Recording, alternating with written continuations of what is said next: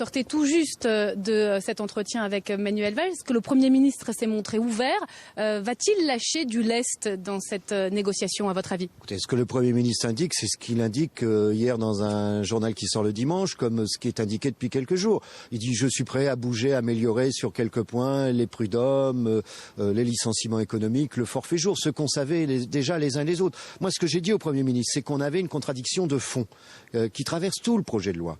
C'est que nous ne sommes pas d'accord pour qu'on renvoie toutes les négociations au niveau de l'entreprise et qu'on squeeze d'une manière ou d'une autre la négociation de branche. J'ai rappelé au Premier ministre que les pays qui ont fait ça, parce qu'il y a des pays en Europe qui ont fait ça, il y en a d'autres qui sont en train de le faire, comme en Finlande. Il faut bien comprendre que c'est une logique européenne aussi.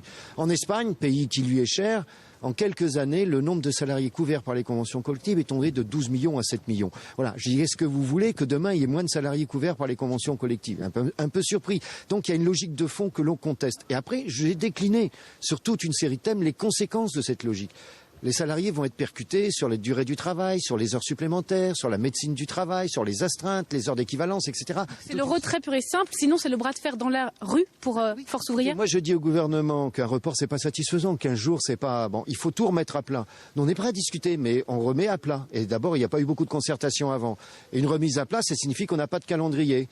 Donc, sinon, c'est le retrait. Il dit, je suis pas d'accord avec le retrait. Je dis pas encore, mais les mobilisations vous y conduiront peut-être. Il n'y a pas de front syndical sur ce texte. On a l'impression que le gouvernement va accéder aux demandes de la CFDT, briser l'unité syndicale. Est-ce que vous voyez cette stratégie se mettre en œuvre aussi du côté de Matignon? Ils vont essayer, mais ça c'est un schéma classique. On verra comment les autres organisations cèdent ou ne cèdent pas, d'une manière ou d'une autre. Ça, les jours à venir le diront. Vous pensez qu'il y aura combien de personnes dans la rue déjà ce mercredi? J'en sais rien, moi je ne lis pas dans le mar de café, j'en sais rien. J'espère qu'il y aura le plus de monde possible.